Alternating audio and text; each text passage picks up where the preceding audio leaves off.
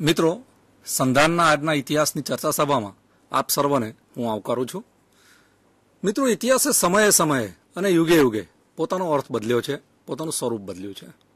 પ્રાચીન સમયનો ઇતિહાસ જોઈએ આપણે તો એની અંદર રાજા મહારાજાઓ અને યુદ્ધોનો ઇતિહાસ આપણને જોવા મળે છે. મધ્યયુગમાં ઇતિહાસનું ફલક થોડું વિસ્તર્યું છે. એની અંદર રાજા મહારાજાઓ, યુદ્ધો ઉપરાંત ધર્મ સંસ્થાઓ, અમીરો અને સામંતોનો પણ સમાવેશ થયેલો આપણને જોવા મળે છે. આધુનિક યુગની અંદર આપણે પ્રવેશીએ છીએ ત્યારે ઇતિહાસનું ફલક ઘણું મોટું વિસ્તરેલું આપણને દેખાય છે. એની અંદર સમાજના છેવાડાના માણસનો પણ સમાવેશ થયેલો જોવા મળે છે. વોલ્ટેરે ઇતિહાસની વ્યાખ્યા આપતા કહ્યું હતું કે ઇતિહાસ એ માનવ સમાજનો અહેવાલ છે, એટલે કે સમગ્ર માનવ સમૂહનું ઇતિહાસની અંદર ઇન્વોલ્વમેન્ટ છે. એ સંદર્ભમાં આપણે જોઈએ તો આદિવાસીઓ, દલિતો, સ્ત્રીઓ, મજૂરો, ખેડૂતો આ બધાનું પણ ઇતિહાસની અંદર ઇન્વોલ્વમેન્ટ છે. એટલું જ નહીં મિત્રો, ઘણી ઘટનાઓ ઇતિહાસની એવી આપણને જોવા મળે છે કે આ ઇતિહાસ વિહોણાઓએ ઇતિહાસનો પ્રવાહ બદલ્યો હોય એવું. દાખલા તરીકે રશિયાની ક્રાંતિ, ખેડા સત્યાગ્રહ અને સવિનય કાનૂન ભંગની જો આપણે વાત કરીએ તો એની અંદર સ્ત્રીઓને બાદ કરી દઈએ મીઠા સત્યાગ્રહમાં તો આપણને મીઠા સત્યાગ્રહ છે એ બહુ જ મીઠા વગરનો લાગશે. તો આ લોકોના સંદર્ભમાં આજે આપણે ચર્ચા કરવાના છીએ. આજનો આપણો વિષય છે ઇતિહાસ વિહોણાઓનો ઇતિહાસ. આ વિષયની ચર્ચા કરવા માટે આપણી સાથે બે વિષય નિષ્ણાંતો ઉપસ્થિત છે. મારી બાજુમાં બેઠા છે અરુણભાઈ વાઘેલા, જે પોતે ગુજરાત યુનિવર્સિટી સમાજ વિદ્યાભવનમાં અધ્યાપનનું કાર્ય કરે છે. છેલ્લા 12 વર્ષથી એમણે રિસર્ચ પ્રોજેક્ટ રિસર્ચ ઉપર ઘણું કામ કરેલું છે. આ જ વિષય ઉપર એમણે ઘણા બધા પુસ્તકો લખેલા છે. પંચમહાલના આદિવાસીઓની વિકાસ યાત્રા, ભીલ સેવા મંડળ, ગાંધીવાદી રચનાત્મક પ્રવૃત્તિઓ, ઇતિહાસ દર્પણ અને ઇતિહાસ અન્વેષણ. તો એમના પુસ્તકો ઉપરથી જ આપણને ખ્યાલ આવે છે કે આપણે જે આજે વિષય ઉપર ચર્ચા કરવા માંગીએ છીએ એ વિષય એ એમનો રસનો વિષય રહેલો દેખાય છે. બાજુમાં મારા બીજા મિત્ર બેઠા છે ડૉક્ટર બાબુભાઈ દેસાઈ, જેઓ આર એચ પટેલ કોલેજમાં છેલ્લા 15 વર્ષથી ઇતિહાસનું અધ્યાપન કાર્ય કરી રહ્યા છે. તેમનો પીએચડીનો વિષય છે દાદા સાહેબ માવલંકર અને એમણે કરેલી ગુજરાતની અંદર રાજકીય, સામાજિક અને શૈક્ષણિક પ્રવૃત્તિઓ.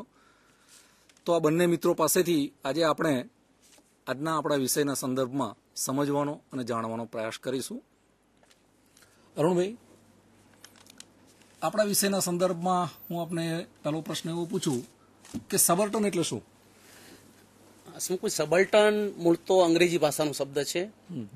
17મી સદીમાં ઇંગ્લેન્ડનું જે લશ્કર હતું એ લશ્કરમાં નીચલી પાયરીના જે અધિકારીઓ હતા, જેના માટે ઇન્ફિરિયર રેન્જ એવો શબ્દ વપરાય છે, એ જે અધિકારીઓ હતા એના માટે સબલ્ટન શબ્દ વપરાય છે. અને સબલ્ટન શબ્દને પછી આન્ટોનિયો ગ્રામ્સી, એ બહુ જ મોટા એક માર્ક્સવાદી સમાજશાસ્ત્રી હતા, એ સમાજ વિજ્ઞાનમાં લાવ્યા.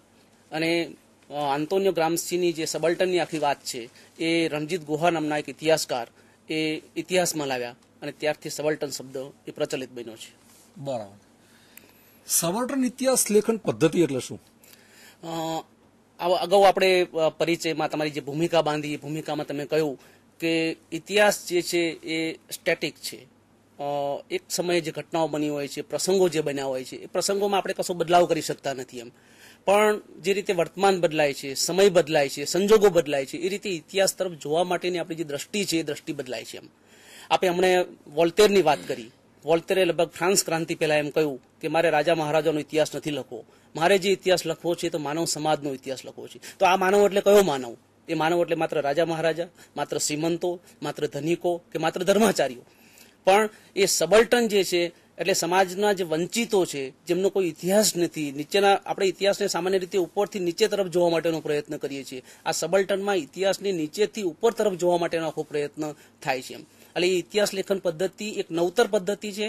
અને આધુનિક જે આખો આપણો સમય આવ્યો, આ વોલ્ટેર જેવા જે વિચારકો આવ્યા અને બીજી જે આખી આધુનિક જે પ્રવૃત્તિઓ થઈ, એ પ્રવૃત્તિઓમાં આ સબલ્ટન જે ક્લાસ છે એ ક્લાસનું સમાજના નિર્માણમાં, ઇતિહાસના નિર્માણમાં એમનું શું પ્રદાન છે એ બધાની વાત આ સબલ્ટનમાં કરવામાં આવે છે.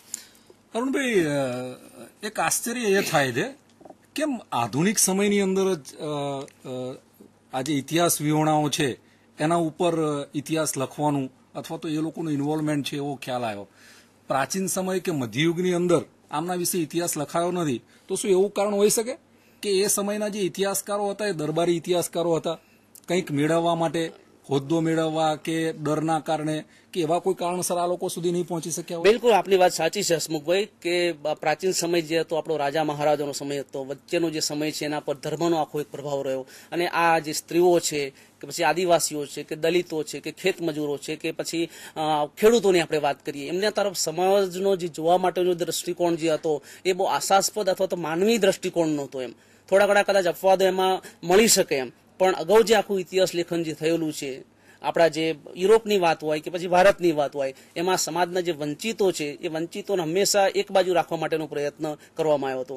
અને તમે કહ્યું એ પ્રમાણે કે મોટે ભાગે જે ઇતિહાસો લખાતા હતા એ લખવાવાળા માણસો છે એ દરબારી લેખકો હતા. અને દરબારી લેખકો જે છે એમની જે રોજીરોટી છે એ રોજીરોટી મોટે ભાગે રાજ્યો સાથે સંકળાયેલી હતી. એટલે એમને આ પ્રકારના જે ઇતિહાસો છે એમાં એમને લખવામાં રસ ન પડે એ બહુ સ્વાભાવિક વાત છે. એમ અરુણભાઈ, સબર્ટન ઇતિહાસમાં કેવા પ્રકારના ઇતિહાસનો સમાવેશ થાય છે અથવા કરી શકાય? મેં હમણાં જ વાત કરી પ્રમાણે કે આ ઇતિહાસ લેખનનું એક બિલકુલ એક નવતર ક્ષેત્ર છે.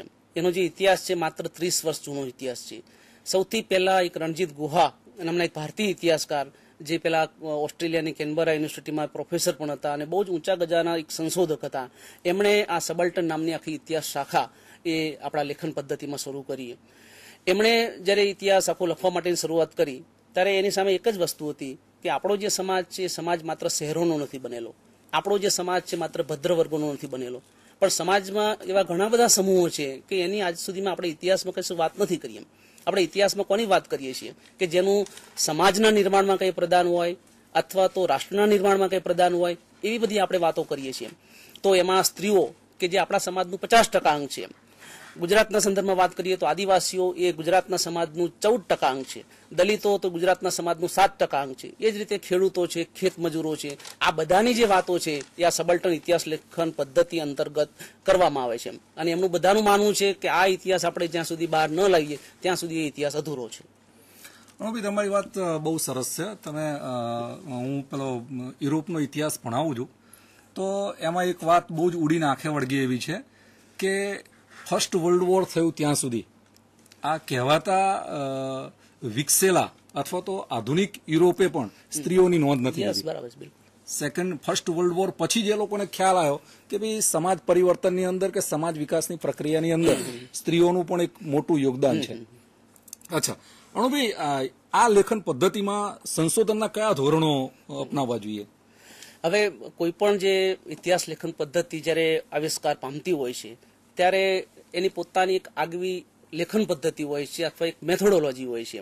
કારણ કે આપણે ઇતિહાસમાં કહીએ છીએ કે નો ડોક્યુમેન્ટ નો હિસ્ટ્રી, અને આપણા એક ટીકાકાર મલ્લીનાથે તો ત્યાં સુધી કહ્યું નામૂલમ લિખ્યતે કિંચિત, એટલે કે જે વસ્તુનો આધાર ના હોય, જે વસ્તુનું પ્રમાણ ના હોય એવી કોઈ પણ બાબતોનો ઇતિહાસમાં અવકાશ નથી. એમ હવે આ બધા જે સમૂહો છે, દાખલા તરીકે સ્ત્રીઓ છે, દલિતો છે, આદિવાસીઓ છે, ખેડૂતો છે અને ખેત મજૂરો છે, આ બધા તમે 100 વર્ષ પહેલાનો આખો ઇતિહાસ જુઓ, એમની જે સ્થિતિ જુઓ તો એ પ્રજા બિલકુલ નિરક્ષર હતી. એમ હવે આપણે નો ડોક્યુમેન્ટ નો હિસ્ટ્રીનું આખું જે શાસ્ત્ર છે અથવા લેખન પદ્ધતિ કે મેથોડોલોજી કામે લગાડીએ તો ત્યાં આપણને લેખિત સંદર્ભમાં આપણને કોઈ ઇતિહાસ પ્રાપ્ત થતો નથી. પણ આ બધા જે સમૂહ એવા છે કે જે મૌખિક પરંપરાના રૂપે એમના જે ગીતો છે, એમના જે ભજનો છે, દંતકથાઓ છે, રાસકથાઓ છે કે રહસ્ય કથાઓ જે પણ આપણે કહીએ, એમાં પોતાનો જે ભૂતકાળ છે, પોતાના જીવનના સારા નરસા પાસાઓ છે, આ બધાને એમણે બહુ જ બખૂબી અને બહુ જ અકબંધ રીતે આ બધું સાચવી રાખ્યું છે.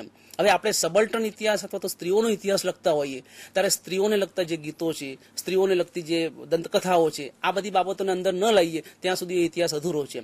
આ જ વાત આદિવાસીઓ છે, દલિતો છે કે ખેડૂતો છે કે ખેત મજૂરો છે, આ બધાને પણ લાગુ પડે છે. અને ભારત જેવો જે પરંપરાગત દેશ છે એ દેશમાં તો તમે આપણા મંગુભાઈ પટેલ એક જાણીતા ઇતિહાસકાર છે, એમણે તો એમ કહ્યું પટેલોના ઇતિહાસ માટે કે જે પ્રજા બિયારણ ના સાચવી શકે એ ઇતિહાસના દસ્તાવેજો કેવી રીતે સાચવી શકે. એટલે આ બધું જે મૌખિક સાહિત્ય છે અથવા તો લોક સાહિત્ય છે, એ લોક સાહિત્ય આવો સબલ્ટન ક્લાસ, દલિતો, આદિવાસીઓ, સ્ત્રીઓ, ખેત મજૂરો, એના ઇતિહાસ માટે એને આપણે અગત્યનું સ્થાન આપવું જોઈએ. અને તો જ આપણે એની જે ઇતિહાસ નિર્માણની જે પ્રક્રિયા છે એ પ્રક્રિયાને સારી રીતે સમજી શકીએ. અરુણભાઈ, નારીઓના ઇતિહાસના પ્રદાન વિશે આપ કંઈ જણાવશો? હા બિલકુલ. આપણે અગાઉ વાત કરી પ્રમાણે કે ભારતીય સમાજનું 50% અંગ અને આપણે ત્યાં તો પેલી અર્ધનારીશ્વરની આખી કલ્પના કરીએ છીએ, એમ પાર્વતીનું અડધું શરીર છે અને શંકરનું અડધું શરીર છે. એ રીતે સમાજની પણ આખી વાત છે કે 50% અંગ સ્ત્રીઓનું છે એમ. અને જ્યાં સુધી એમના પ્રદાનની આપણે વાત ન કરીએ ત્યાં સુધી ઇતિહાસ અધૂરો રહ્યો છે. અધૂરો એટલા માટે રહ્યો છે કે આપણે ત્યાં આ બધા જે માપદંડો છે ને એ આર્થિક પ્રવૃત્તિઓને કેન્દ્રમાં રાખીને બધું નક્કી કરવામાં આવે છે. પુરુષ કમાય છે, પુરુષ બહાર જાય છે, પુરુષ ખેતી કરે છે, પુરુષ ઉદ્યોગ કરે છે. એટલે એનું જે આખું મહત્વ છે એ મહત્વને આપણે ખાસ ઉજાગર કરીએ છીએ. પણ સુસુપ્ત લેવલે એક શાંત રીતે પેલી જે સ્ત્રી છે એ સ્ત્રી એનું ઘરનું કામ પણ ચલાવે છે, બાળકોના ઉછેર પણ કરે છે, સામાજિક જે વ્યવહારો પણ સાચવે છે. તો એ બધી જે વસ્તુ છે એ બિનઆર્થિક પ્રવૃત્તિઓ છે. અને બિનઆર્થિક પ્રવૃત્તિઓ હોવાથી આપણો જે સમાજ છે, આપણા જે ઇતિહાસકારો છે, એ ઇતિહાસકારોએ એવા શાંત પ્રદાનની નોંધ નથી લીધી એમ. પણ છેક તમે વેદકાળથી જુઓ તો આ સ્ત્રીઓ જે છે, ઘર હોય કે સમાજ હોય, એની જે ધુરા છે એ ધુરાનું શાંતપણે કોઈ પણ દેકારા પડકારા વગર એને એ રીતે વહન કરતા આવ્યા છે. હવે આ બધી જે પ્રદાન છે એ તો કૌટુંબિક લેવલની વાત થઈ એમ. પણ ખાસ કરીને આપણે પાછળ આવીએ છીએ તો મધ્યકાળ હોય કે આધુનિક કાળ હોય, એમાં ફ્રીડમ મુવમેન્ટનો આખો જે ગાંધીજીની વાત છે, હમણાં જ તમે જે વાત કરી કે મીઠા સત્યાગ્રહમાં જ્યાં સુધી સ્ત્રીઓની આપણે વાત ન કરીએ ત્યાં સુધી મીઠા વગરની વાત છે એમ. તો એ છેક પ્રાચીન કાળમાં વૈદેહી, ગાર્ગી, મૈત્રી એવી સ્ત્રીઓથી લઈ અને અહીંયા કસ્તુરબા ગાંધી કે ત્યાં દક્ષિણ ગુજરાતમાં બેઠેલા દસરીબેન ચૌધરી, એ બધાની વાતો આપણે આ ઇતિહાસમાં ન કરીએ તો એ ઇતિહાસ અધૂરો છે એમ. દરેક ટૂંકમાં મારો કહેવાનો આશય એ છે કે ઇતિહાસના દરેક તબક્કે શાંતપણે ભારતીય જે સ્ત્રીઓ છે એ સ્ત્રીઓએ સમાજના નિર્માણમાં અને ઇતિહાસના નિર્માણમાં પોતાનું એક પ્રદાન આપ્યું છે. અરુણભાઈ, પ્રાચીન સમયનો વૈદિક યુગની આપણી સંસ્કૃતિની, આપણી ભારતીય સમાજની વાત કરીએ તો એ સમયની અંદર તો સ્ત્રીઓએ પોતાનું વિશેષ પ્રદાન આપેલું છે અને એનું એટલું જ મહત્વ હતું જેટલું પુરુષનું સમાજની અંદર મહત્વ હતું. તો એ પછી એનું મહત્વ ઘટતું ગયું, એની પાછળના કારણો કયા હોઈ શકે? એ બધા જે કારણો છે એ તો વિવાદાસ્પદ કારણો છે. આપણે દાખલાઓ આપીએ છીએ કે એ સમયની જે સ્ત્રીઓ છે નાટકો પણ લખતી હતી, કવિતાઓ પણ લખતી હતી, સાથે સાથે રાજકારણમાં પણ ભાગ લેતી હતી એમ. તો પછી એવા કયા ઐતિહાસિક જે કાળક્રમો છે એ કાળક્રમો ઊભા થયા અને જેને કારણે અત્યાર સુધીમાં લાઇમલાઇટમાં રહેલી અથવા તો સમાજમાં મહત્વપૂર્ણ સ્થાને રહેલી જે સ્ત્રીઓ છે એ સ્ત્રીઓ અંદર અડસલાતી ગઈ અને સાથે સાથે એમને લગતા અનેક પ્રકારના જે કુરિવાજો છે, સતી પ્રથા હોય કે બાળ લગ્ન છે કે દૂધ પીતીનો રિવાજ છે, આ બધું અસ્તિત્વમાં આવ્યું અને અત્યાર સુધીમાં મહત્વનું સ્થાન પ્રાચીન કાળમાં ધરાવનારી જે સ્ત્રીઓ છે એ સાઇડ ટ્રેક થતી હતી. પણ આ એક સ્વતંત્ર સંશોધનનો વિષય છે. આપણે એવું ન કહી શકીએ કે અહીંયા પ્રાચીન કાળમાં મહત્વનું સ્થાન ધરાવનારી જે સ્ત્રીઓ છે એ સ્ત્રીઓ મધ્યકાળમાં કે પછી આધુનિક કાળ આવે છે ત્યાં સુધી કેમ સમાજની મુખ્ય ધારામાં આપણને દેખાતી નથી. એટલે આ એક સ્વતંત્ર સંશોધનનો વિષય છે અને એક ક્ષેત્રના જે નિષ્ણાંતો છે એ નિષ્ણાંતો આના વિશે સારી રીતે પ્રકાશ પાડી શકે. બાબુભાઈ, આપે જે પીએચડીનો વિષય આપનો છે એ દાદા સાહેબ માવલંકર ઉપર આપે રિસર્ચ કર્યું છે. આપે કેમ એ વિષય પસંદ કર્યો? આપે સરસ પ્રશ્ન પૂછ્યો. ગુજરાતની અંદર જ્યારે સ્વાતંત્ર્ય સંગ્રામના લડવૈયાઓનું જ્યારે નામ લેવાય છે ત્યારે આપણે જાણીએ છીએ કે આગળના વેઢે ગણાય તેવા મહાત્મા ગાંધીજી, સરદાર પટેલ, ઇન્દુલાલ યાજ્ઞિક, આ ઉપરાંત સમાજ સેવકો ખાસ કરીને ઠક્કર બાપા, પરીક્ષિતલાલ, આ નાના બાળકથી માંડીને દરેકને મોટાભાગે ખ્યાલ આવતો હોય છે. પણ આ વિષય મારું પસંદ કરવાનું કારણ એ હતું સ્મુગુ સાહેબ કે મેં ગુજરાત કોલેજ ઉપર એમફિલ કર્યું હતું. આ મારા એમફિલના સંશોધન કાર્ય દરમિયાન ગુજરાત કોલેજના વિદ્યાર્થી તરીકે દાદા સાહેબ માવળંકર પણ ભણતા હતા. 1907ની લડતમાં પણ તેમણે ભાગ લીધો હતો. સુરતની અંદર જે જહાલ અને મવાલ પક્ષ બે ભાગલા પડી ગયા ત્યારે એ દ્રશ્ય એમણે નજરે નિહાળેલું. આ ઉપરાંત એક મહારાષ્ટ્રીયન હતા. મહારાષ્ટ્રીયન ફેમિલી ગુજરાતમાં કેમ આવ્યું હશે? ગુજરાતમાં કેમ ઠરીઠામ થયું? ગુજરાતમાં એમણે ગાંધીજી સાથે કયા કયા કાર્યો કર્યા? આ થોડોક મારો રસનો વિષય જાગ્યો અને ગુજરાત કોલેજના અભ્યાસકાળ દરમિયાન મને રુચિ વધી અને આમાં પણ જયકુમાર શુક્લ સાહેબે જ્યારે મને દિશા ચિંધી, મારા ગાઈડ કેસી બારોટ સાથે ચર્ચા કરી ત્યારે મને થયું કે ચોક્કસ આ વિષયને મારે ઉજાગર કરવો જોઈએ અને મહારાષ્ટ્રીયન સંસ્કૃતિ અને ગુજરાત સંસ્કૃતિનો જે અદભુત સમન્વય એમનામાં જોવા મળે છે એટલા માટે મેં આ વિષય પસંદ કર્યો. બાબુભાઈ, આપે જે વિષય પસંદ કર્યો છે, જે વ્યક્તિ વિશે રિસર્ચ કર્યું છે, એના વિશે એની રાજકીય પ્રવૃત્તિઓથી તો સમગ્ર ગુજરાત જ નહીં પણ સમગ્ર ભારતના લોકો પરિચિત છે. આપણે આજના જે વિષય છે કે ભાઈ ઇતિહાસ વિહોણાઓનો ઇતિહાસ, તો એ ઇતિહાસ વિહોણાઓ સાથે રહી અને દાદા સાહેબે કંઈ કામ કર્યું હોય એવું કંઈ તમારા ધ્યાનમાં ખરું? હસમુખભાઈ સાહેબ, આમાં આજ સુધી ઇવન ઇતિહાસના અધ્યાપકો સુધી પણ એક એવી માન્યતા પ્રવર્તે છે કે દાદા સાહેબ માવણકર એટલે લોકસભાના પ્રથમ અધ્યક્ષ. 1935માં પ્રાંતિક સ્વાયત્તતા આવી અને મુંબઈ વિધાનસભાની અંદર પ્રથમ અધ્યક્ષ બન્યા અને પછી તો આજીવન અધ્યક્ષ રહ્યા, એમના મૃત્યુ સુધી અધ્યક્ષ હતા. તો એમનું સામાજિક જે પાસું છે, શૈક્ષણિક પાસું છે, આ પાસાઓ વધારે ઉજાગર થયા નથી. જ્યારે વિષયની તક મળી મને કે ભાઈ ઇતિહાસ વિહોણાઓનો ઇતિહાસ, તો દાદા સાહેબનું ઘણું બધું પ્રદાન છે એવું મારા અભ્યાસ દરમિયાન મને જાણવા મળ્યું છે. તો એની અંદર ખાસ કરીને વાત કરીએ આપણે કે હમણાં જ મ્યુનિસિપાલિટીની ચૂંટણીઓ થઈ ગઈ. અત્યારે મ્યુનિસિપાલિટીની અંદર જે બોર્ડ રચાય છે એનો જે વડો હોય છે મેયર તરીકે ઓળખાય છે. દાદા સાહેબના સમયમાં આ હોદ્દો જે મેયરનો હોદ્દો છે પ્રમુખ તરીકે ઓળખાતો. ખાસ તો સરદાર પટેલના આગ્રહથી એ મ્યુનિસિપાલિટીમાં જોડાયેલા. સરદાર પટેલનો સાથ એટલા માટે મળેલો કે વકીલાત કરતા હતા, સરદાર પટેલ પણ વકીલ હતા. સ્વાભાવિક છે કે ભાઈ બંનેના સાથે કામ કરવાનું થાય, બંનેના વિચારોનું આદાન પ્રદાન થયું. તો સરદાર પટેલે દાદા સાહેબમાં હીર પારખ્યું કે આગળ જતા આ ચોક્કસ સામાજિક સેવાની અંદર કામ આવી શકે એવા વ્યક્તિ છે. એમના ગુણોથી પરિચિત થયા. મિત્રતાના દાવે જ્યારે વકીલાત સમયના સમયમાં જ્યારે ચા પીવા મળતા ત્યારે પણ અનેક વિષયોની ચર્ચા થતી. એટલે મ્યુનિસિપાલિટીની અંદર 1918ની અંદર એ ચૂંટાયા.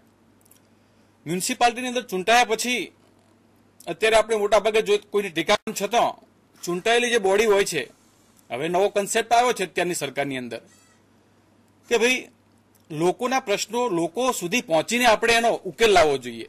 માત્ર ઓફિસોની અંદર બેસીને ગામડાઓની વાતો કરીને આ પ્રશ્નો ઉકેલી શકીએ નહીં. તો દાદા સાહેબ પણ એક નવો કન્સેપ્ટ ઉમેર્યો.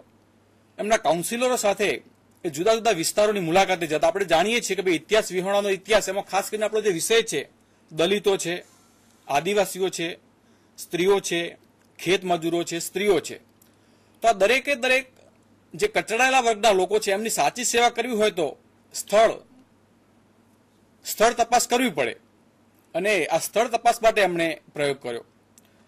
બીજો મારો કહેવાનો મુદ્દો એ છે કે દાદા સાહેબની અંદર આ ગુણો ક્યાંથી વિકસ્યા? તો મારે થોડુંક પાછું જવું પડશે કે 1970ની અંદર ગોધરાની અંદર એક ગુજરાત રાજકીય પરિષદ ભરાયેલી. હાલ જ અરુણભાઈએ સરસ મજાની વાત કરી સબલ્ટન હિસ્ટ્રી વિશે. તો એમનો એક આર્ટિકલ પણ આ પ્રથમ રાજકીય પરિષદ ઉપર લખાયેલો છે. તો દાદા સાહેબ માવળંકરે પણ એની અંદર હાજરી આપી હતી. આપણે જાણીએ છીએ એ પ્રમાણે રાજકીય પરિષદ હતી, પણ સાથે સાથે એની અંદર સંસાર સુધારા એ અંગેનું એક અધિવેશન થયું અને એક બીજું અધિવેશન જે કાયદેસર નહીં પણ બીજી રીતે હરિજન વાસની અંદર ગાંધીજીએ કરેલું. તો મારો કહેવાનો મુદ્દો એ છે કે ભાઈ શારદાબેને આ સંસાર સુધારા વ્યાખ્યાન દરમિયાન ગાંધીજીને એક ઠરાવ વિશે પૂછ્યું કે ભાઈ અસ્પૃશ્યતા નિવારણ વિશે આપ કંઈ કહેવાના છો? ત્યારે ગાંધીજીએ કહ્યું કે થોડી ઘણી હું સેવા કરું છું અને એ વિશે વધારે વિચારો જાણવા હોય તો તમારે સાંજે હરિજન વાસની અંદર ગોધરામાં આવવું પડે. તો એ કાર્યક્રમ નક્કી થયો.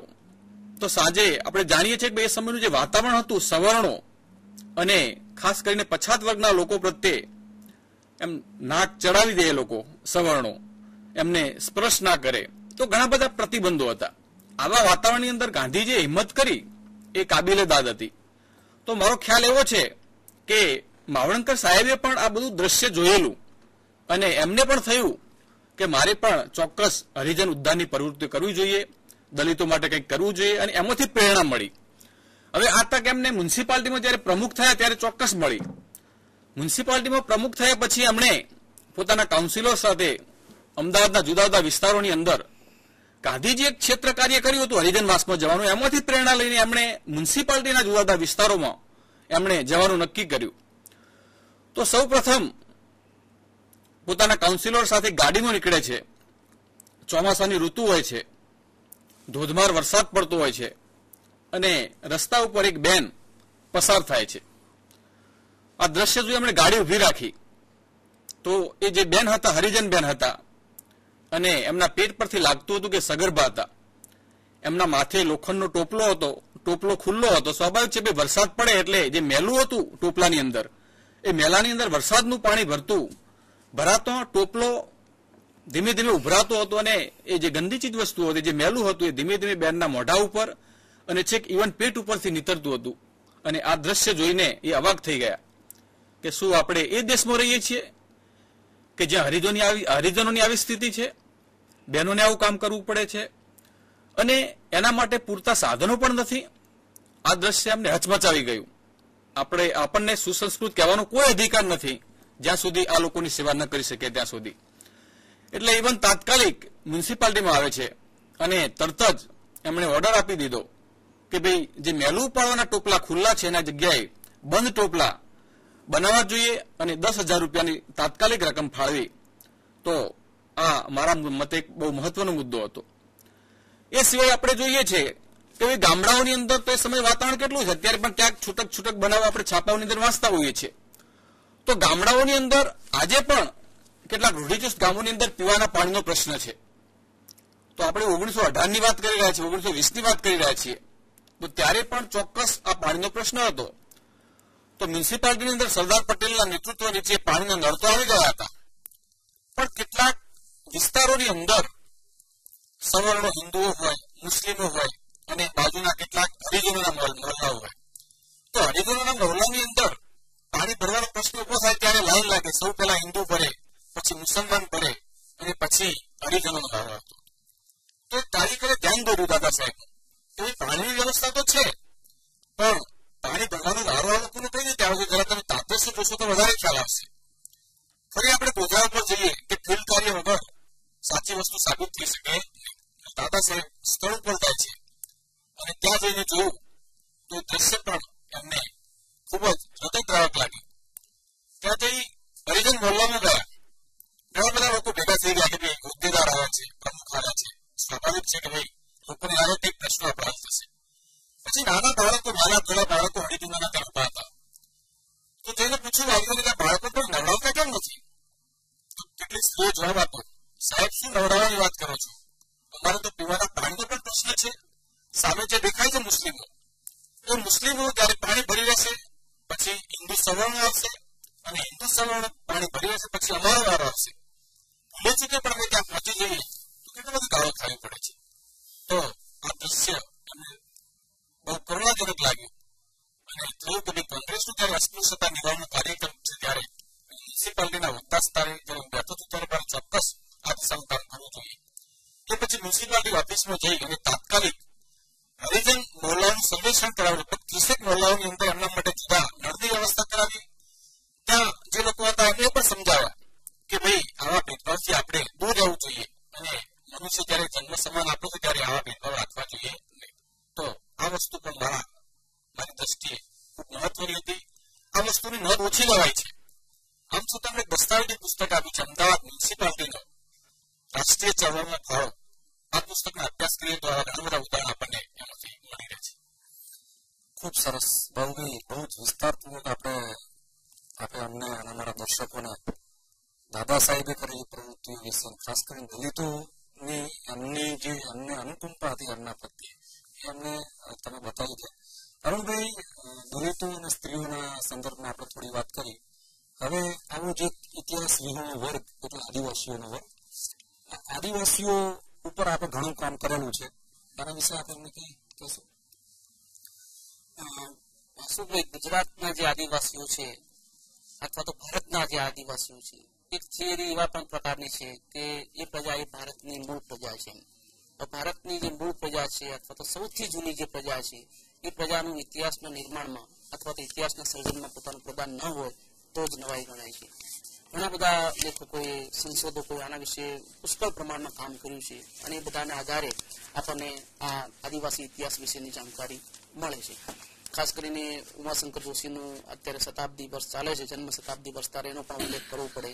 મુરબ્બી કેકા શાસ્ત્રીજીનો પણ ઉલ્લેખ કરવો પડે, જેમને ગુજરાતની આદિમ જાતિઓ અથવા તો ઉમાશંકર જોશીએ પુરાણમાં ગુજરાત આ પુસ્તકો લખ્યા અને એ પુસ્તકો દ્વારા એમણે છેક વેદકાળ પહેલા ગુજરાતની જે આદિમ જાતિઓ છે એ આદિમ જાતિઓ કેવી રીતે રહેતી હતી, એનું ડે ટુ ડે લાઈફ કેવા પ્રકારનું હતું, એના વસ્ત્રો કેવા પ્રકારના હતા, ખોરાક અને પોશાકની પદ્ધતિ કેવા પ્રકારની હતી, એમના જે આર્થિક ઉપાર્જનના સાધનો કેવા હતા, એમના ગમા અને અણગમાઓ કેવા પ્રકારના હતા, એ બધાનો જે આછેરો જે પરિચય છે એ પરિચય આ બે વિદ્વાનોએ આ ગુજરાતને સંપડાવ્યો છે.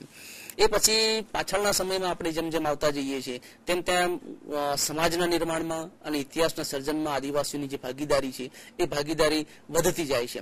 અને આધુનિક સમયમાં જ્યારે આપણે આવીએ છીએ અને ઇતિહાસને જાણવા માટેના લેખિત સાધનો આપણને પ્રાપ્ત થાય છે, બ્રિટિશ શાસન અહીંયા આવે છે, આદિવાસીઓનું શિક્ષણ વધતું જાય છે, ત્યારે એમની જે સમાજના નિર્માણમાં જાણવા માટેની જે આપણી પદ્ધતિ છે ઇતિહાસને લખવા માટેની એ આપણે વધારે સારી રીતે આપણે એ કરી શકીએ છીએ. સ્વતંત્રતા આંદોલન આવે છે, 1857નો મહાસંગ્રામ હોય કે પછી જુદી જુદી સંસ્થાઓ સ્થાપવાની વાત હોય, એ બધામાં આદિવાસીઓનું પોતપોતાનું સમયના સંદર્ભમાં એક પ્રદાન રહેલું છે. અરુણભાઈ, આપણે સરસ વાત કરી અને મારા વાંચવામાં પણ ક્યાંક આવેલું છે. આમ તો 1857ના બળવા વિશે, 1857ના સ્વાતંત્ર્ય સંગ્રામના પહેલા મણકા વિશે આપણે જયારે વાત કરીએ છીએ ત્યારે મોટાભાગે જે મોટા નેતાઓ છે એની જ વાત થતી હોય છે. સામાન્ય માણસનું એની અંદર ઇન્વોલ્વમેન્ટ છે એવું તો ભાગ્યે જ આપણને કોઈ જગ્યાએ વાંચવા મળે છે. પણ મેં એક પુસ્તકની અંદર વાંચ્યું હતું કે 1857ના બળવાની અંદર ગુજરાતના આદિવાસીઓનું પણ ઘણું સારું ઇન્વોલ્વમેન્ટ હતું, એમને સારો એવું પ્રદાન આપેલું છે. તો આપ એના વિશે કંઈ જણાવશો? હસમુખભાઈ, આપણે બહુ સરસ પ્રશ્ન કર્યો અને મારી દ્રષ્ટિએ એમ લાગે છે કે હમણાં જ આપણે 2007માં 1857ની એક મહાન ઘટના, મહાસંગ્રામ, એની સાર્ધ શતાબ્દી આપણે ઉજવી, એટલે કે એના 150 વર્ષ પૂરા થયા એની ઉજવણી કરી એમ. પણ એ સમયે પણ આ વસ્તુ જેટલી આમ ઉદ્ઘાટિત થવી જોઈએ અથવા બહાર આવવી જોઈએ એ નથી આવી એમ. કારણ કે 19th સેન્ચુરીમાં 19મા સૈકામાં આપણે જોઈએ છીએ કે બ્રિટિશ શાસન ધીમે ધીમે ગુજરાતમાં ફેલાઈ રહ્યું છે. અને એક નવાઈની વાત એ છે અથવા એક આશ્ચર્યની વાત એ છે કે આખું ગુજરાત એક સમયે અંગ્રેજોના હાથમાં નથી આવતું અને સૌથી છેલ્લે જે જિલ્લાઓ અથવા જે પ્રજા બ્રિટિશરોના અધિકારમાં આવે છે એ પ્રજાઓમાં ગુજરાતની આદિવાસી પ્રજાનો સમાવેશ થાય છે. અને સતત આખા એક સંઘર્ષો એમના થતા રહ્યા છે. કેથરીન ગફ કરીને એક બહુ જ મોટા બ્રિટિશ વિદુષી, એમણે એક નાનકડો એક મોનોગ્રાફ, એક લેખ લખેલો. એ લેખમાં એમણે એમ કહ્યું હતું કે તમે 19મા સૈકામાં ને પહેલામાં જોવા જાઓ છો તો ગુજરાતમાં અને ભારતમાં સૌથી વધારે બ્રિટિશરોને કોઈથી તકલીફ પડી હોય અથવા બ્રિટિશ શાસન સામે સૌથી કોઈ વિદ્રોહ કર્યા હોય તો એ ભારતના આદિવાસીઓ કર્યા છે. અને એમના જે આદિવાસીઓનો વિદ્રોહ જે છે એ શાંત વિદ્રોહ નહોતા, એ બધા હિંસક વિદ્રોહ હતા. અને કેટલાક વિદ્રોહમાં તો આપણે એમ પણ જોઈએ છીએ કે બ્રિટિશ શાસનના જે મૂળિયા છે એ મૂળિયા પણ ઉખડી જશે એમ. હવે એ આખી જે પ્રક્રિયા ચાલે છે એ 1857માં જ્યારે આવે છે, મહાસંગ્રામનું આખું એક વર્ષ છે એમ. એમાં ગુજરાતમાં એની અસર ઓછી હશે એવું આપણા પર એક મહેણું પણ મારવામાં આવે છે, પણ એવું નથી. કારણ કે આપણે 1857માં આપણું જે કોન્ટ્રીબ્યુશન છે, આપણું જે યોગદાન છે, આપણું જે પ્રદાન છે, એ પ્રદાનને આપણે ઉજાગર નથી કરી શક્યા એમ. કરી શક્યા છે તો એને માત્ર એક કલ્પનાના લેવલ ઉપર અથવા એક સાહિત્યના સ્તરથી એ ઉપર નથી ઉઠ્યું. કારણ કે ઇતિહાસ જે છે એ દસ્તાવેજી સાધન સામગ્રી ઉપર આધારિત છે, એના મજબૂત આપણે આધારો આપવા જોઈએ અને કોન્ક્રીટ રીતે આપણે ગુજરાતનું જે પ્રદાન છે એને આપણે રજૂ કરવું પડે. અને એવું જે કામ છે આપણા એક વરિષ્ઠ અધ્યાપક R.K. ધારૈયા સાહેબે કર્યું છે. મારું જે આખું એક સંશોધનનું ક્ષેત્ર છે એ આદિવાસીઓમાં છે, તો મેં 1857માં ગુજરાતના આદિવાસીઓનું શું પ્રદાન હતું એની એક વાત કરી છે. આપણે જાણીએ છીએ કે 1857નો જે મહાસંગ્રામ છે એનું નેતૃત્વ ઉત્તર ભારતે લીધું અને છેક દિલ્હીથી, મેરઠથી, અયોધ્યાથી અથવા તો આજના બિહાર અને ઉત્તર પ્રદેશ ને મધ્યપ્રદેશ જે કહીએ છીએ ત્યાંથી આખા મહાસંગ્રામની એક હવા શરૂ થઈ. એ મહાસંગ્રામની જે હવા શરૂ થઈ અને બ્રિટિશ શાસન જે છે એ કોઈ પણ રીતે આ વિદ્રોહી જો છે ક્રાંતિકારીઓને છોડવા નહોતું માંગતું. એટલે એમણે એ બધા જે વિદ્રોહી છે એને ખદેડી મૂકવા માટે રીતસર એક આખી કાવતરાખોરી કરી, એક કાર્યવાહી શરૂ કરી. એટલે ત્યાંથી બચવા માટે એ જ બધા જે મહાન ક્રાંતિકારીઓ છે એમાં એક મહત્વનું નામ છે તાત્યા ટોપે. એ પોતાના એક નાનકડા લશ્કર સાથે મધ્યપ્રદેશના મહુ અને મહુથી દાહોદ આપણે જાણીએ છીએ 2 હદ, એક બાજુ માળવા અડે છે અને બીજી બાજુ ગુજરાત છે, તો ત્યાંથી એ ગુજરાતના પંચમહાલ જિલ્લામાં પ્રવેશે છે. 1947 પહેલા ગુજરાતમાં પંચમહાલમાં માત્ર આદિવાસીની વસ્તી 40% વસ્તી હતી. આ 40% વસ્તી સાથે કેવી રીતે તાત્યા ટોપે સાક્ષાત્કાર કરે છે? આપણે જાણીએ છીએ કે તાત્યા ટોપે લગભગ 15 દિવસ સુધી ત્યાં રહ્યો હતો પંચમહાલમાં. અને દાહોદથી લઈ અને છેક જાંબુઘોડા સુધીના જે વિસ્તારો છે એ વિસ્તારોમાં એની સતત આવન જાવન ચાલુ રહેતી હતી. અને એની જે આખી બહાદુરી છે, એનું શૌર્ય જે છે, એનું પરાક્રમ છે, એ પરાક્રમના વર્ણનો તો વિદેશી ઇતિહાસકારોએ, વિદેશી સંશોધકોએ પણ કરેલા છે. પણ એ તાત્યા ટોપેને સૌથી વધારે મદદ કોઈની મળી હોય આ 1857ના વિપ્લવ દરમિયાન તો એ પંચમહાલના આદિવાસીઓને મળી છે. આપણી પાસે 2 મહત્વના નામો છે. એક રૂપસિંહ નાયક જે પંચમહાલના આદિવાસીઓમાં રૂપા નાયક તરીકે અથવા તો નાયકોના રાજા તરીકે પ્રસિદ્ધ છે, અને બીજો એનો ભાઈ હતો કેવળ નાયક. આ બંને ભાઈઓએ તાત્યા ટોપેને ઘણી જ મદદ કરી હતી. એમ તાત્યા પાસે એક નાનકડું લશ્કર હતું, તો એ નાનકડા લશ્કરને સપોર્ટ કરવા માટેનું જે કામ છે એ કામ આ રૂપા નાયક અને કેવળ નાયક નામના બે ભાઈઓએ, અને એની આખી વિશાળ જે આદિવાસી જે ટોળી હતી, એનું લશ્કર હતું, એ લશ્કરે એને મદદ કરી હતી. આજે કદાચ આપણે જોઈએ તો જાંબુગાડા પાસે એક ગામ છે, ત્યાં તાત્યા ટોપેનો કિલ્લો છે. હવે આ વાત જે છે શૂન્યાવકાશમાં તો એમ તો ન જ આવે. એમ તેના આદિવાસીઓ પણ કહે છે કે તાત્યા ટોપે અહીંયા આવ્યો હતો અને 15-20 દિવસ સુધી અહીંયા રહ્યો હતો, પણ એને જે સપોર્ટ મળ્યો એના લોકલ જે આદિવાસીઓ છે, એના સ્થાનિક જે આદિવાસી નેતાઓ છે, એ બધાને કારણે 15 દિવસ સુધી પંચમહાલ ગોધરાથી લઈને જાંબુગોડા સુધીનો આખો જે વિસ્તાર હતો એ વિસ્તારમાં બ્રિટિશ શાસન નામની કોઈ ચીજ નહોતી. એમ હવે આ જે આખી બાબત છે એ બાબત ગુજરાતમાં કે બીજા કોઈ સ્થળોએ આ પ્રકારનું આપણને દેખાતું નથી. એમ એક રાજકીય શૂન્યાવકાશ અથવા વહીવટી શૂન્યાવકાશની જે સ્થિતિ છે એ તાત્યા ટોપે સાથે મળી અને આ પંચમહાલના આદિવાસીઓએ સર્જી હતી. એટલે આ એક બહુ જ મોટું મારી દ્રષ્ટિએ એક પ્રદાન છે. અરુણભાઈ, ખૂબ સરસ વાત તમે કરી. મજાની વાત તો એ છે તમારી વાતની અંદરથી જાણવાનું કે જે સમયે સ્વતંત્રતા જેવી અને લોકશાહી જેવી સમજણ લોકોમાં નહોતી, ત્યારે એક આદિવાસી પ્રજાની અંદર પણ વિદેશીઓને હાંકી કાઢવા માટેનું જે જોમ અને જુસ્સો હતો એ ખરેખર કાબિલે દાદ હશે. અચ્છા, મારે એક બીજું પૂછવું છે કે એ સમયની અંદર એક માનગઢ હત્યાકાંડ થયેલો, અને એવું કહેવાય છે કે જલિયાંવાલા બાગ કરતાં પણ એ વધારે ક્રૂર હતો. તો એના વિશે આપે કંઈ રિસર્ચ કર્યું હોય અથવા તો આપનું કોઈ કામ હોય તો અથવા આપ જાણતા હોય તો જણાવશો. હમણાં જ આપણે સ્ટુડિયોમાં આવ્યા પહેલા આપણા જે ડાયરેક્ટર છે કમલભાઈ જોશી સાથે આ પ્રકારે વાત થઈ હતી. માનગઢ જે હત્યાકાંડ છે એક મારું વિશેષ સંશોધનનો વિષય છે. આપણે ગુજરાતના ઇતિહાસમાં જ્યારે વાત કરીએ છીએ ત્યારે મોટે ભાગે પાઠ્યપુસ્તકોની વાત તો આપણે જવા દઈએ હસમુખભાઈ, પણ સાથે સાથે એક સામાન્ય સમજ અથવા તો આવી કોઈ ઘટના કે એક પ્રસંગ, આવી એક કરુણતા છે આ ગુજરાતના સીમાડા ઉપર સર્જાઈ હતી એ વાતની પણ આપણને ખબર નથી હોતી. એમ આપણે કોઈ સરખામણી આમ તો ન કરવી જોઈએ, કારણ કે જલિયાંવાલા બાગ જે છે એક બહુ જ મોટી ઘટના હતી, અને માનગઢનો જે હત્યાકાંડ છે એક બહુ જ મોટી ઘટના હતી. માત્ર માનગઢમાં જ નહીં, પણ તમે સાબરકાંઠાના વિજયનગર તાલુકાના દ્રઢવાવમાં પણ જુઓ તો ત્યાં પણ સ્વતંત્રતા પ્રાપ્ત કરવા માટે આદિવાસીઓએ જે આખો સંઘર્ષ કર્યો હતો, એ સંઘર્ષમાં લગભગ 800 થી 1000 જેટલા આદિવાસીઓએ પોતાની શહીદી આપી હતી. એમ આ બધી ઘટનાઓની જે નોંધો છે જો ઇતિહાસના પાના ઉપર લેવાઈ નથી. એમ આપણે ઈચ્છીએ કે આ બધી નોંધો ઝડપથી ઇતિહાસના પાના ઉપર આવે. એમ માનગઢની આપણે વાત કરીએ તો એ ઘટના જે છે એ 17મી નવેમ્બર 1913ના દિવસે સર્જાઈ હતી. એમ હવે હત્યાકાંડ આપણે શબ્દ વાપરીએ ત્યારે એમાં અફડાતફડીનો જે ભાવ હોય છે, કંઈક ઉપર નીચે થઈ રહ્યું હોય એ પ્રકારનો આખો ભાવ લાગે છે. પણ આ આખો જે હત્યાકાંડ છે એ એક પ્રકારની એક શાંત મુવમેન્ટમાંથી શરૂ થયેલો હતો. એમ આપણે ત્યાં એક બહુ જ મહત્વનું કેરેક્ટર છે ગુજરાતના આદિવાસી ઇતિહાસમાં, એમનું નામ છે શ્રી ગોવિંદ ગુરુ. અહીંયા કદાચ ગુજરાતના શહેરો છે કે બીજા વિસ્તારોમાં એમનું નામ એટલું બધું જાણીતું નથી, પણ પંચમહાલનો જે આદિવાસી સમાજ છે, રાજસ્થાનનો જે દક્ષિણ વિભાગ છે, દક્ષિણ વિભાગમાં તો આજે પણ આરાધ્ય દેવ તરીકે, ગુરુજી તરીકે શ્રી ગોવિંદ ગુરુની પૂજા થાય છે.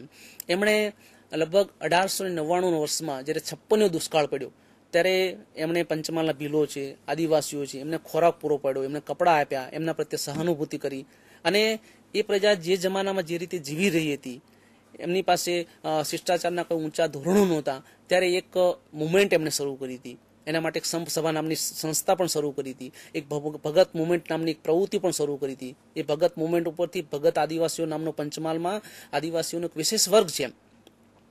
એ વર્ગ છે એ જમાનામાં એમણે દારૂ છોડી દીધો, એમણે વ્યભિચાર કરવાનું છોડી દીધું, માંસ મટન ખાવાનું છોડી દીધું, અને બીજી ઘણી બધી સંસ્કૃત કહી શકાય એ પ્રકારની જે પ્રવૃત્તિઓ છે એ પ્રવૃત્તિઓ એ જમાનામાં ગોવિંદ ગુરુના પ્રભાવમાં પંચમહાલના આદિવાસીઓ, દક્ષિણ રાજસ્થાનના આદિવાસીઓ, ઇવન મધ્યપ્રદેશનો કેટલોક વિસ્તાર પણ આને સ્પર્શે છે, એમના ઉપદેશના દાયરામાં આવતો હતો.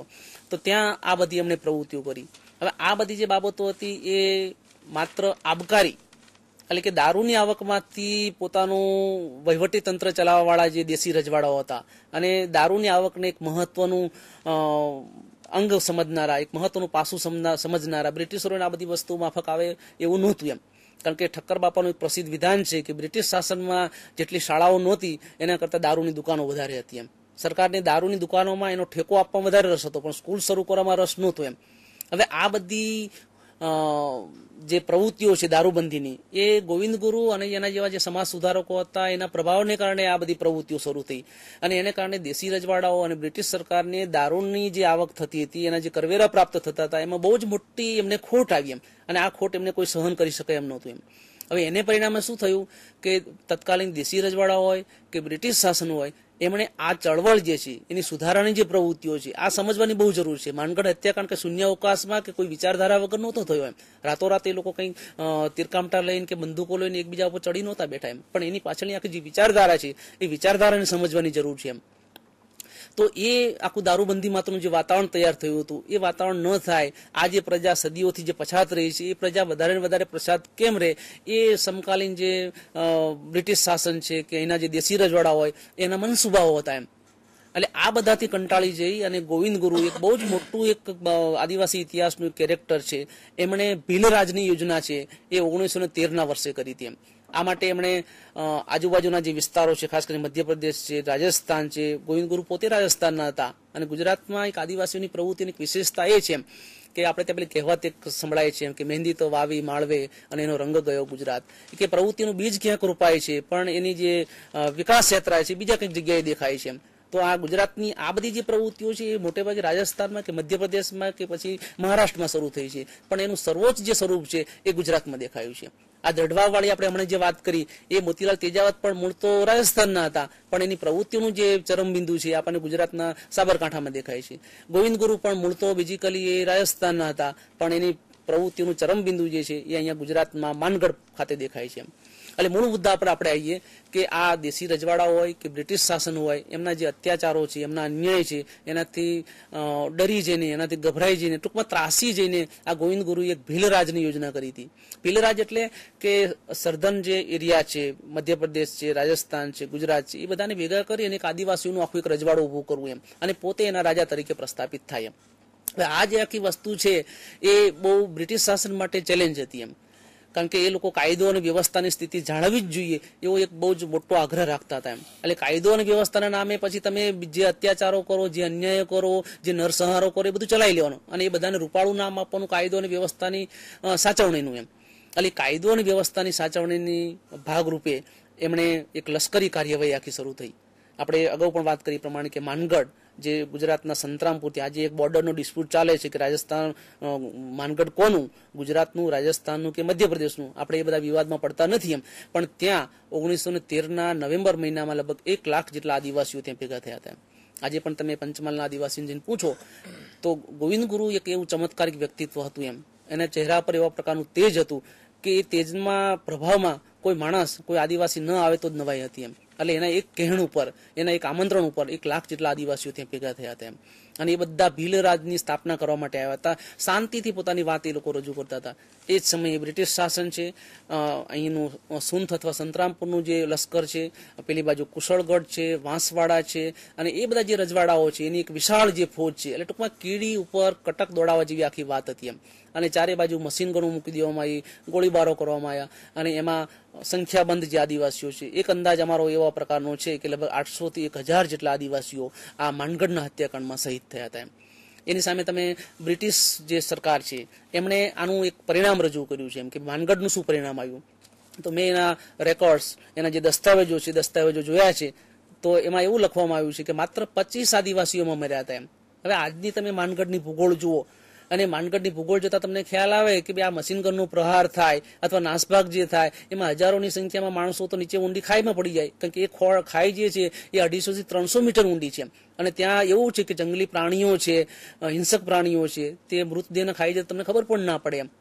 એટલે એક બાજુ બ્રિટિશ શાસને સરકારે 25નો આંકડો આપ્યો છે, પણ આજની અમારી જે ગણતરી છે એ પ્રમાણે 800 થી 1000 જેટલા આદિવાસીઓમાં શહીદ થયા હોવાનો એક અંદાજ છે. કારણ કે જે સરકાર આ રીતે નરસંહાર કરી શકતી હોય, હત્યાકાંડ કરાવી શકતી હોય, એ સાચો આંકડો એને આપવામાં શું રસ હોઈ શકે એમ.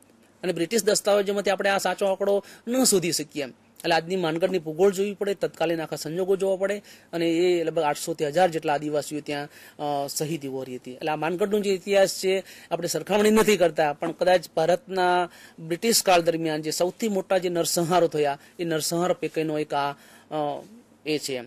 આપણે 2013માં એને લગભગ 100 વર્ષ પૂરા થશે ત્યારે ગુજરાત કક્ષાએ આનું કંઈક એક આયોજન થાય એવી આ કાર્યક્રમ દ્વારા મારી એક સંશોધક તરીકે લાગતા વળગતાનો વિનંતી પણ છે. બહુ સરસ અરુણભાઈ, ખરેખર તો આટલો મોટો હત્યાકાંડ થયો છે, પણ ઇતિહાસની અંદર અભ્યાસક્રમ જે ઇતિહાસનો હોય છે એમાં ક્યાંય એનો ઉલ્લેખ નથી. એ દુઃખદ ઘટના ગણાય. હવે એનાથી આપણે બાબુભાઈ, આપે માવલંકર સાહેબ એડવોકેટ હતા, વકીલ હતા, એવી વાત કરી, તો એમના વકીલાતના વ્યવસાય દરમિયાન એમણે આ વંચિતો માટે કોઈ કામ કરેલું હોય, કોઈ કેસ લડેલા હોય, એવું કંઈ ખરું? તો દાદા સાહેબ એ સમયના આપણે મોટા ભાગના ઉદાહરણ જોઈશું તો સરદાર વલ્લભભાઈ પટેલ વકીલ, ગાંધીજી વકીલ, અને એમની સાથે કામ કરતા દાદા સાહેબ પણ વકીલ હતા. થોડોક પૂર્વ ઇતિહાસ તપાસીએ તો દાદા સાહેબની ઈચ્છા વકીલ બનવાની નહોતી. એમની ઈચ્છા ડોક્ટર બનીને સમાજના જે પછાત વર્ગના લોકો હોય, જરૂરિયાતવાળા લોકો હોય, એ બધા લોકોની સેવા કરવાની હતી. પણ એમના કુટુંબીજનોની ઈચ્છા હતી કે દાદા સાહેબ આ ફિલ્ડમાં આવે, વકીલાતમાં આવે અને પ્રખર ધારાશાસ્ત્રી બને. એના માટે એમના કુટુંબની ભૂમિકામાં જોઈએ તો એમના પિતા વાસુદેવ હતા, એ જજ હતા અને ખૂબ ચારિત્ર ધોરણે એમણે જાળવેલું કેસની અંદર. એમનો કેસ ક્યારેય રિફર થતો નહીં. એક વખત ચુકાદો આપે એટલે ઉપલી કોર્ટમાં પણ કે માવળંકરનો ચુકાદો છે એટલે એમાં કોઈ પ્રશ્ન આવતો નથી. તો ખૂબ ચારિત્રશીલ જીવન જીવેલા એવું કહેવાય છે. મારા અભ્યાસ દરમિયાન મેં જોયું, ઘણી બધી નોંધ પણ મળી કે ત્યારે કોમ્પ્યુટરનો યુગ નહોતો. સ્વાભાવિક છે કે ભાઈ હસ્તલિખિત લખાણો લખવામાં આવતા. તો પોતાના ઘેર 2 ખડિયા રાખતા શાહીના, અને આ ખડિયાની અંદર સરકારી કામ હોય, સરકારી કઈ કામગીરી કરવાની હોય તો એ સરકારી ખડિયાનો ઉપયોગ કરવાનો, અને પોતાનું અંગત લખાણ લખવાનું હોય, પત્ર વ્યવહાર કરવાનો હોય કે બીજું અન્ય કામ હોય તો એ પોતાના અંગત ખડિયાનો ઉપયોગ કરતા. હવે આવા વાતાવરણની અંદર સ્વાભાવિક છે કે ભાઈ એમના પિતાની અસર એમના ઉપર પડે જ. બીજું કે એમની ઈચ્છા એ પછી થઈ કે ભાઈ ગાંધીજીનું સાનિધ્ય પણ અમદાવાદમાં મળશે, એટલે એ નાયબ એમને કુટુંબીજનોની જે ઈચ્છા તે સ્વીકારી લીધી. તો આપણે જાણીએ છીએ વર્તમાન સમયની અંદર પણ કોર્ટ કચેરીની અંદર વકીલો કેવી પ્રપંચ લીલા કરતા હોય છે. એમાં અપવાદ હોઈ શકે. આમ છતાં ગાંધીજીના ધોરણે અત્યારે આપણે જોઈએ કે અબ્રાહમ લિંકનના ધોરણે જોઈએ તો એવા બહુ મહત્વના નૈતિક દ્રષ્ટિએ ઉચ્ચ કેસ નથી હોતા. આમ છતાં કેટલાક વકીલો માત્ર અર્થોપાર્જનને કારણે આ કેસ લઈ લેતા હોય છે. તો દાદા સાહેબનું એક પુસ્તક છે મેરા વકાલાતી જીવન. આમ તો મૂળ પુસ્તક ઇંગ્લિશ છે, માય લાઈફ એટ ધી બાર. તો એમણે ઘણા બધા અનુભવો એમાં લખ્યા છે, અને અનુભવના નિચોડ તરીકે એમણે વર્તમાન સમયના વકીલોને કે ભવિષ્યના વકીલોને પણ આચાર સંહિતા કંઈક હોવી જોઈએ વકીલાતમાં, એનો ઉપદેશ આપેલો છે. તો એની અંદર એવું કહ્યું છે કે નૈતિક દ્રષ્ટિએ કે ચારિત્રની દ્રષ્ટિએ લૂઝ કેસ હોય તો નહીં લેવા. એકવાર ફી નક્કી કરો તો પછી વધારાની ફી ગરજવાન અસીલ પાસેથી ક્યારેય ઉઘરાવી નહીં. કેસ ચાલતો હોય ત્યારે વિરોધી વકીલને ના મળવું, એના અસીલને ના મળવું, આવા કેટલાક નોર્મ્સ એમને ધારણ કરેલા. કેટલાક ઉદાહરણ આપણે આપીએ તો ખૂબ અભ્યાસુ હતા. શરૂઆતમાં એમને લાગ્યું કે મારું કામ નહીં, કારણ કે ફોજદારી કેસોની અંદર વકીલો પોલીસોનો સંપર્ક રાખીને જે પતાવટ કરતા હતા એ જોઈને એમનું નાજુક હૃદય હચમચી ગયું. એમનું એક ઉદાહરણ આપીએ આપણે તો સૌ પહેલો કેસ એમણે લડ્યો તો આ કેસની અંદર એમના મકાનની અંદર, એમનું મૂળ મકાન અત્યારે તો મીઠાકડી છે, એમના દીકરા છે જ ત્યાં, પણ પેલા મૂળ મકાન એમનું અત્યારે જે ભદ્ર વિસ્તાર છે ત્યાં માવળંકર હવેલી તરીકે ઓળખાતું, એની સામે જ અત્યારે જે સરદાર પટેલ સ્મારક છે ત્યાં સરદાર વલ્લભભાઈ પટેલ રહેતા. તો માવળંકર હવેલી બહુ મોટી છે. સંશોધન કાર્ય દરમિયાન મેં આની મુલાકાત પણ લીધેલી. તો એમના મકાનમાં ડેપ્યુટી કલેક્ટર હતા ત્યારે. દાદા સાહેબ નવા વકીલ હતા, અને એક દિવસ સવારના પોરમાં 30 જેટલા અસીલો આવ્યા. તો દાદા સાહેબને નવાઈ લાગી કે હું તો નવો શીખાઉ વકીલ છું અને જમીનનો કેસ લઈને આ લોકો કેમ આટલા બધા આવ્યા. પછી એમને પ્રશ્નો પૂછ્યા અને એ વાત પરથી પામી ગયા કે આમનો જમીન એક્વિઝિશનનો જે કેસ છે ત્યાં ડેપ્યુટી કલેક્ટર ત્યાં ચાલવાનો છે. ડેપ્યુટી કલેક્ટર મારા મકાનમાં રહે છે, એટલે ઇનડાયરેક્ટલી આ લોકો પોતાની વગ દોડાવવા માટે અહીં આવ્યા છે. એ તરત જ એમને ખ્યાલ આવી ગયો. પછી એમણે કહ્યું કે જો ભાઈ, આની અંદર આવું કશું થઈ શકે નહીં. તમને મારી વકીલાતમાં વિશ્વાસ હોય, મારા કાર્યમાં વિશ્વાસ હોય તો આવતીકાલે ખૂબ વિચાર કરો પછી આવજો. તમે જે વિચારો છો એવું કંઈ બનવાનું નથી. તમને નવાઈ લાગશે કે બીજા દિવસે 30માંથી માત્ર એક જ અસીલ આવ્યો, બાકીના 29 રફુ ચક્કર થઈ ગયા. એટલે શરૂઆતથી જ અમને ધારાધોરણો એવા રાખેલા કે ભાઈ ન્યાયની અંદર ક્યારે કોઈ પરોક્ષ દબાણ લાવવું નહીં. એ સિવાય બીજો એક કેસ હતો. આપણો વિષય છે ઇતિહાસ, વિહોણાઓનો ઇતિહાસ. તો સ્વાભાવિક છે ભાઈ અમીર પણ કેસ લઈને આવે, ગરીબ પણ લઈને આવે, સામાન્ય લોકોની અંદર પણ આવા ગુનાખોરીનું પ્રમાણ હોય. તો અહીંયા કેસ એક વિધવા સ્ત્રીનો હતો. તો વિધવા સ્ત્રીના પતિએ એક બાળક 1904માં દત્તક લીધેલું અને એ અંગેના કરાર પણ એમણે કરેલા. 1931ની અંદર એના પતિનું મૃત્યુ થયું. ઘણો બધો સમય થઈ ગયો હતો. તો વસિયતનામું જે એમના પતિએ કરેલું એ વસિયતનામાના એમના પતિ પણ મરી ગયા અને એમના સાક્ષી પણ કોઈ ઉપલબ્ધ નહોતા. હવે એ ખૂબ ધનાઢ્ય હતા આ વિધવા સ્ત્રી. એટલે એમના સગાવાલાઓ ટપકી પડ્યા અને એમને કહ્યું કે ભાઈ આ દત્તક બાળક ખોટો છે, આ તમારી મિલકતની અંદર એમના સ્નેહીજનો છીએ અને અમારી પણ ભાગીદારી હોવી જોઈએ. તો આ વિધવા સ્ત્રી દાદા સાહેબને મળે છે અને પોતાની સત્ય હકીકત રજૂ કરે છે. તો દાદા સાહેબે આ કેસ હાથ પર લીધો. હવે 1904ની અંદર વસિયતનામું કરેલું.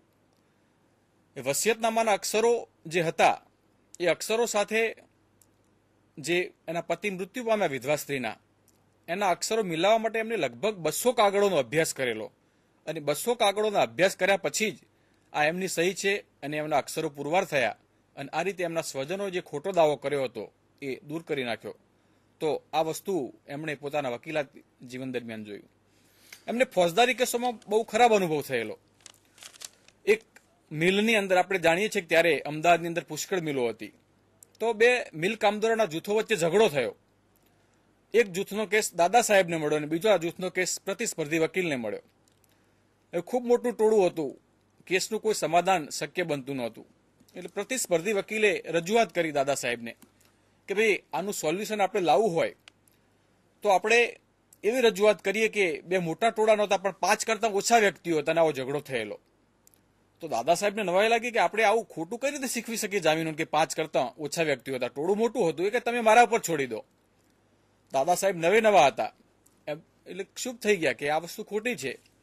અને પેલા વકીલે દાદા સાહેબના જે પક્ષકારો હતા એમને પણ સૂચના આપી અને સામેના વાળાને સૂચના આપી અને પછી એ સોલ્યુશન લાવ્યું અને દાદા સાહેબને ટોણો માર્યો કે તમારા જેવા વેદિયા આમાં ના ચાલી શકે, તમે ખોટા વકીલાત પસંદ કરી છે. તો એમને થયું કે આવા ફોજદારી કેસો મારે ક્યારે લેવા જોઈએ નહીં અને એ પછી એમણે મોટાભાગે ફોજદારી કેસો લેવાનો ઇનકાર કરેલો. આ વસ્તુ તો સામાન્ય થઈ હસમુખભાઈ. બીજું મારે આનાથી વિશેષ આગળ કહેવું છે કે 1942ની લડત દરમિયાન આપણે જાણીએ છીએ કે હિન્દ છોડો ચળવળમાં મોટા ભાગના જે અગ્રણી સ્વાતંત્ર્ય સંગ્રામના લડવૈયા હતા એમને સરકારી જેલમાં પૂરી દીધા. દાદા સાહેબ પણ એ સમયે સાબરમતી જેલમાં હતા. તો સાબરમતી જેલની અંદર દાદા સાહેબ જ્યારે હતા ત્યારે એમણે સમાજ સેવાનું કામ ત્યાં પણ ઉપાડી લીધું. આપણને પ્રશ્ન થાય ત્યાં શું સમાજ સેવા કરે, પણ ત્યાં આપણે જાણીએ છીએ કે ભાઈ ત્યાં એ સમયે ઘણા બધા ગુનેગારો સાબરમતી જેલમાં હતા. કેટલાક રાજદ્વારી કેદીઓ હતા અને કેટલાક આવા સામાન્ય ગુનાના કેદીઓ હતા. આપણે જાણીએ છીએ ગાંધીયુગ હતો અને ગાંધીયુગની સ્પષ્ટ અસર દાદા સાહેબ ઉપર હતી. કવિ સુંદરમે એક સરસ મજાનું કાવ્ય લખ્યું છે ઇન્ટાળા. તો આ ઇન્ટાળા એ એમણે પ્રતીક આપ્યું છે સમાજની અંદરથી જે નાના મોટા ગુના કરેલા હોય, જેલની અંદર હોય, બહુ નાના મોટા ગુના હોય છે છતાં જેલમાં છે. પણ જો કોઈ ગાંધીયુગનો કસબી રવિશંકર મહારાજનો આપણે ઇતિહાસ જાણીએ તો આ બધાએ આ ગાંધીયુગના જે ઇન્ટાળાઓ હતા એમાંથી સરસ મજાની ઇમારતો બનાવી હતી. તો આ કામ દાદા સાહેબે જેલમાં ઉપાડી લીધું. એમણે જેલ અધિકારીની વાત કરી કે જો તમે સંમત હો તો કેટલાક ગુનેગારો અહીંયા છે, એ ગુનેગારોને હું મળીને એમનો માનસશાસ્ત્રી અભ્યાસ કરવા માંગુ છું, સમાજશાસ્ત્રી અભ્યાસ કરવા માંગુ છું અને એક ગુનો કર્યા પછી આજીવન ગુનેગાર હોય એવું હોતું નથી, કેટલાક નિર્દોષ પણ હોઈ શકે. અને આ જેલવાસ દરમિયાન એમણે ઘણા બધા કેદીઓની મદદ કરી. એમની અરજી ઘડવાની હોય, કોઈ દયાની અરજી કરવાની હોય એમાંના કેટલાક ઉદાહરણ આપણે જોઈએ તો એક ડાહી નામની ઠાકર કોમની યુવતી હતી. તો આ ડાહીની સાસુ એના પર ખૂબ જ ત્રાસ કરતી અને એને ખેતરમાં કામ કરવા જવું પડતું, પુષ્કળ કામ કરાવતી, ખેતી કામમાં પરાણે એનું ગુજરાન ચાલતું. એના પતિ અને એની પત્નીને ખૂબ સારો રાગ હતો, બંને એકબીજાને ચાહતા હતા, પણ આ એનો પતિ એની માતાને કશું કહી ના શકે એટલે આ ડાહી ઉપર પુષ્કળ ત્રાસ થતો. તો પછી કંટાળીને આ ઠાકોર યુવતીને થયું કે હવે જીવીને શું કરું, ચાલ આપઘાત કરું. પણ આપઘાત કર્યા પહેલા એને વિચાર કર્યો કે લાવને મારા પિયર એક વખત જઈ આવું.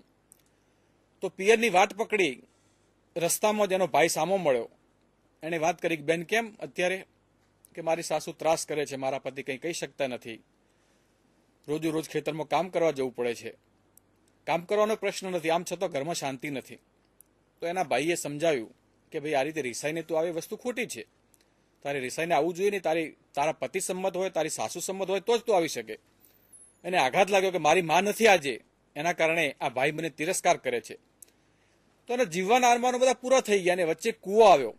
તો એણે એક અઘટિત નિર્ણય કરી લીધો કે મારે કૂવામાં પડવું છે.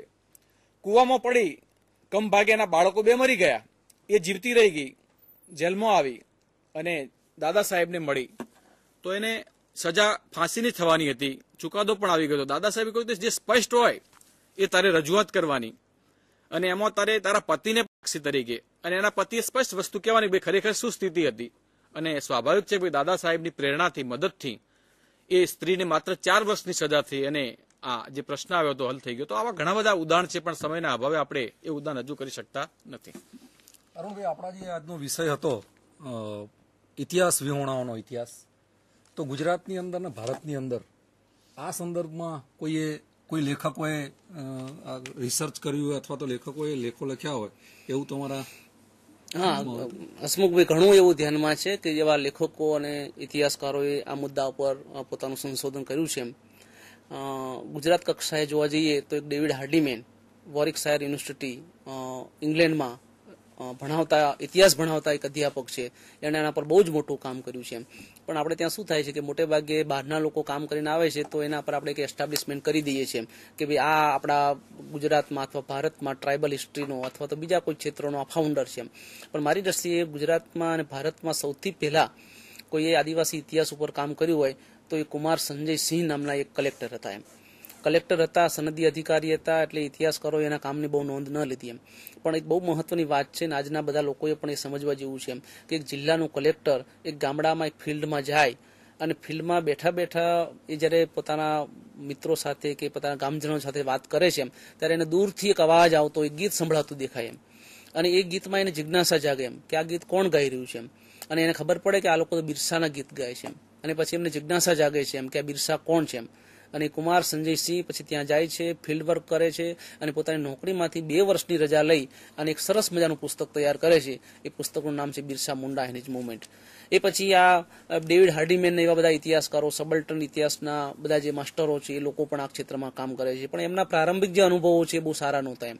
દાખલા તરીકે ડેવિડ હાર્ડીમેન એમને પેલા ખેડા જિલ્લાના જે સત્યાગ્રહીઓ છે 1918ના દરમિયાનના, એના ઉપર એક કામ કર્યું અને કામને આધારે એમને દક્ષિણ ગુજરાતમાં એક આદિવાસી મુવમેન્ટ ઉપર કામ કરવા માટેની ઈચ્છા જાગી એમ.